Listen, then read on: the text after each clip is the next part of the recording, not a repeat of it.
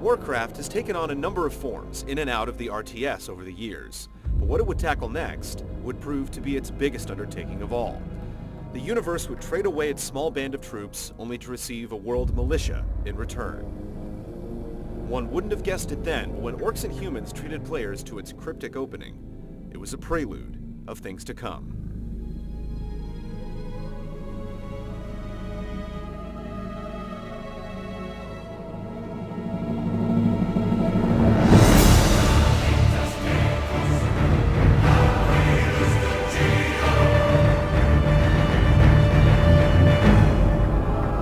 Drums of war thunder once again.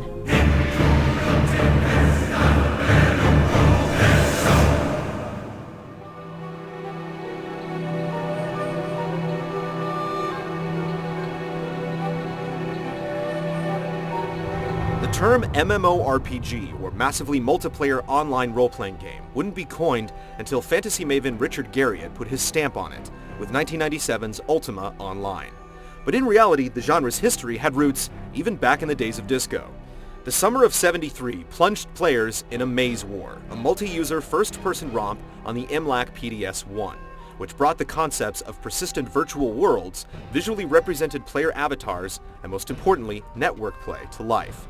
1985 would trade passageways for peninsulas with the CompuServe RPG Islands of Kesmai, while AOL would have an adventure of its own with the graphical Neverwinter Nights in 1991.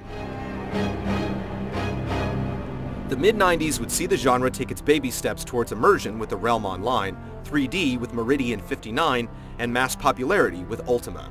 But it wouldn't be until 1999's EverQuest that the genre would level up to the massively multiplayer construct played today, defining many modern concepts of the genre, along with its stigmas. The MMO had finally found its Moses, but its commandments were carved by the hardcore.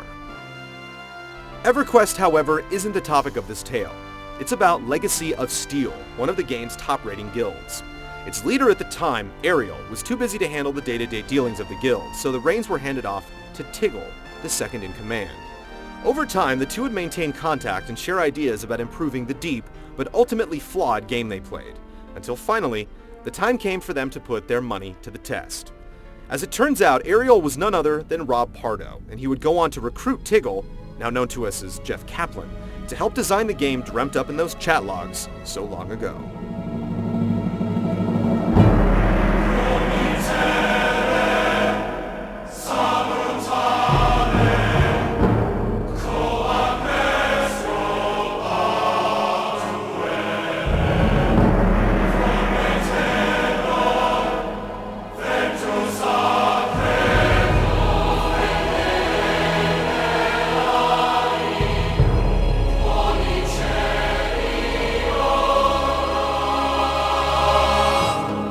After nearly 5 years of careful planning and testing alongside the development of Warcraft 3: Reign of Chaos, World of Warcraft made its debut on November 23, 2004, a full 10 years after orcs and humans first assaulted diskettes in the 90s.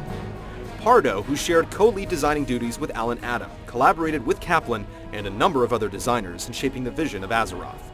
Tom Chilton had done previous work with Ultima Online, while Alex Afrasiabi came from the influential and sometimes controversial